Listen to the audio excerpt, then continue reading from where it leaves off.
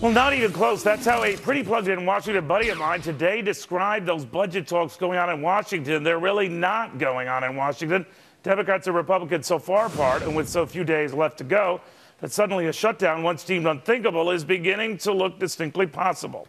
April 8th, mark it on your calendar. I have a feeling Republican Texas Congressman Ron Paul already has. He joins me out of the Capitol. Congressman, how likely do you think that is, that we're going to have a shutdown? I'm still betting that there won't be a shutdown, but I'm not going to bet a lot of money on it. But generally speaking, they go up to the last minute and make a decision. They're trying to figure out who gets the worst blame if it did close down.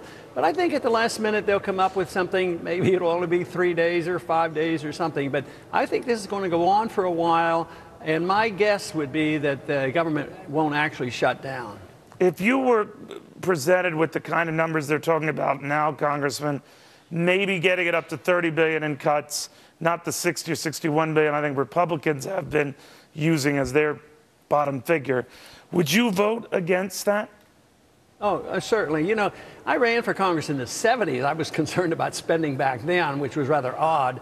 So since I went into Congress in 79, I voted against all the budget bills every time. So because I believed what we were doing was wrong and it would lead to a lot of trouble. And now we're here, so it would be just about impossible for me to vote for a budget unless maybe they cut 50% or something, or are very serious about it. But no, I don't see any time in the near future that I'll be voting for any budget.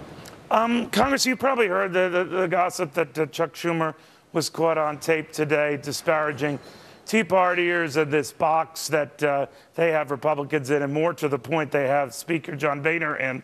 What did you make of that? Because what he was saying essentially is, come on, go bring us a shutdown. You know, I didn't happen to hear that statement, but I would suggest to him to look around and see if there were any more Republicans in the state of New York, which generally isn't very kind to Republicans. There are more Republicans coming out of New York than ever before. No, there's a movement going on, and it's significant, and the crisis is going to get worse, and the people are going to get angrier. And we have a long way to go to resolve this, and the Republicans have a way to go to prove themselves.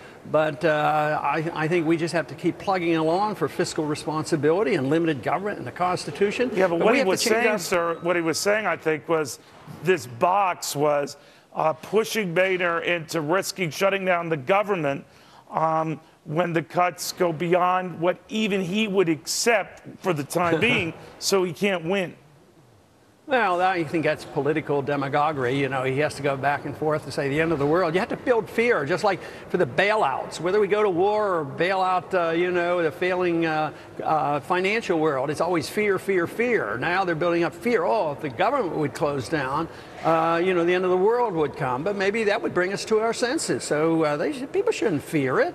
If people want the Congress and the governments to wake up, that's what should happen. But wouldn't that be bad? Everyone says that you shut the government down. That's bad. You don't agree? Well, yeah, they would. But the government is going to shut down when they destroy the money. Then you're going to really have problems. This is a minor problem compared to the time when you keep printing the money and sending out the checks and you have runaway inflation, which I suspect will come in time.